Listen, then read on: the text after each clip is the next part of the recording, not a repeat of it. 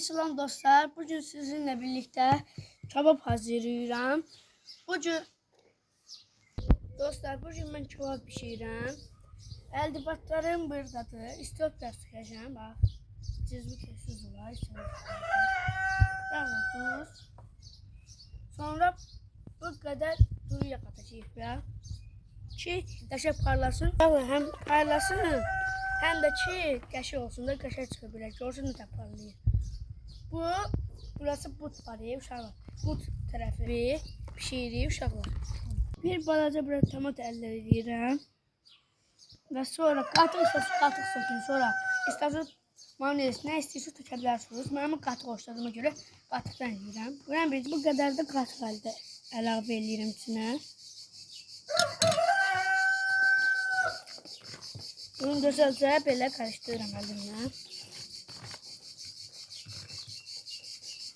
Gördünüz.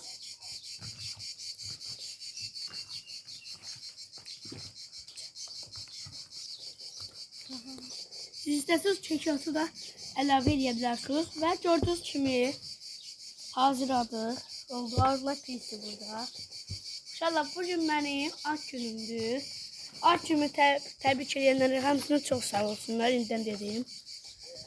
İnşallah bugün mənim ad günüm olduğuna görə siz mən sevindirmək üçün like edin, abunə olun və kommentlərə yazın.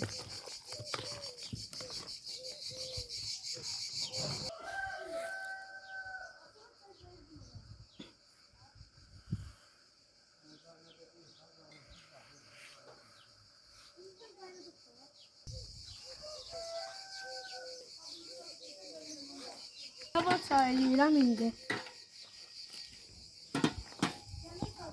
Dostlar, meyve tabağıdır.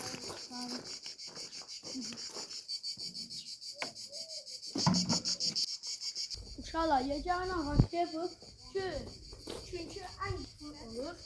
İndiki en güzel hasar bu olur. İndi mangal kuruyorum. İsterseniz siz kömür döndürebilirsiniz. Biz de kendi olduğuna göre ağaçtan eliyoruz. Araba yandırmışız indi. Altın veteran koymuşuz ki. Şimdi mangal yandırmışız. Altı veteran koymuşuz ki altı boş olsun. Üstüne odunu atacağım ki rahat etmesin daha. Kömür çok oldu.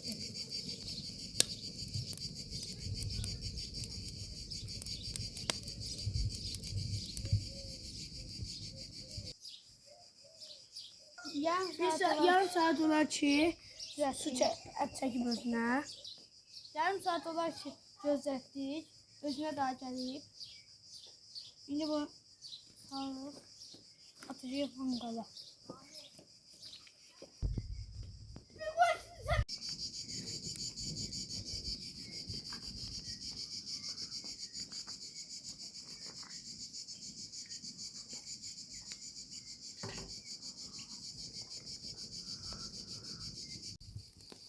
Cevaplarımızı sevmişiz.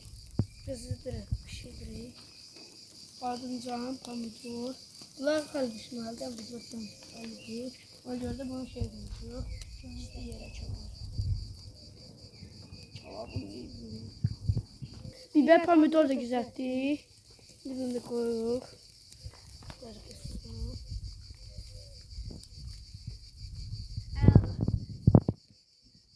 İndi de yeməklərimizi pişirdik, hamısını pişirdik. Çox yaxşı oldu. Siz də bizim kimi edə bilərsiniz.